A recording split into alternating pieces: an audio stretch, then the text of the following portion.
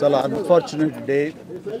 నా మిత్రుడు 46 సంవత్సరాల అసోసియేషన్ నాకు రాజేంద్ర ప్రసాద్ గారికి, నా బిడ్డలు వాళ్ళ బిడ్డలు కలిసి పెరిగారు. అటు చెన్నైలో కానీ ఇక్కడ ఈ హైదరాబాద్లో కానీ ఎప్పుడు కలుసుకున్నా ఫ్యామిలీ పరంగా రాజేంద్ర ప్రసాద్ మాట్లాడుతుంటాడు. వాళ్ళ కుటుంబం, వాళ్ళ ఎదుగుదల, బిడ్డల పెరుగుదల అన్నీ, అలాగే మా ఇంట్లో మా విషయాలు మేము చెప్పుకుంటుంటాం. అలాంటిది ఈ రోజున వినకూడని ఓ దుర్ఘటన, అకాల మరణం తన ఇంట్లో చోటు చేసుకుందంటే చాలా చాలా బాధ అనిపిస్తుంది. ఎందుకంటే ఆ వయసు బిడ్డలు నాకు ఉన్నారు. అలాంటి బిడ్డ అనుకోని విధంగా ఈ రోజున కాలం చెందడం అన్నది చాలా మనస్తాపానికి గురయ్యాను.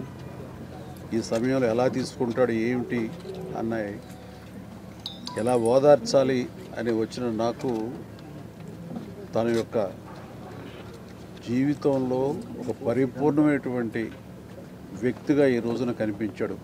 అందరికి తెలిసి అందరిని నవ్వించే, అందరికీ వినోదం పంచే రాజేంద్ర ప్రసాద్ ఈ రోజున తన వీట విషాదం జరిగింది. ఆ విషాదం ఎలా తీసుకుంటాడు అని అనుకుంటే, తనకు ఉన్నటువంటి వ్యక్తిత్వంతో ఆ బాధను కూడా దిగమింగుకుని మళ్ళీ తప్పదు జీవితంలో మన అన్ని చవి చూడాలి, భగవంతుడు ఎన్ని పరీక్షలా పెడతాడంటూ ఒక వేదాంతలాగా తను మాట్లాడుతుంటే మరింత బాధ అనిపించింది.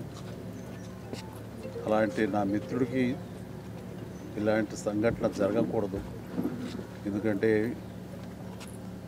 చిన్నవాళ్ళు పెద్దవాళ్ళు ఏమవుతారు ఏంటి అంటూ ఆ వయసుకు సంబంధించి మరణానికి దగ్గర అవుతున్న కొద్దీ వాళ్ళు బాధపడతారు. అలాంటిది బిడ్డలు ఇంకా ఎదుగుదల ఉంది, వయసు సగం కూడా కాలేదు జీవితకాలంలో, వాళ్ళు అలా కనుమరుగైపోతారు అనేది తట్టుకోవడం చాలా కష్టం. అలాంటి పరిస్థితి రోజున నా మిత్రుడికి, ఆ కుటుంబానికి కలిగినందుకు చాలా చాలా బాధ అనిపిస్తుంది.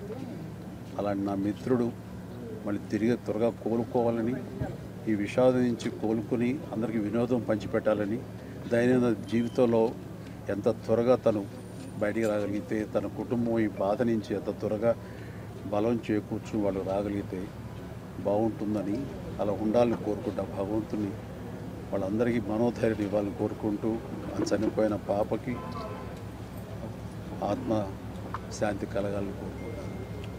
Thank you.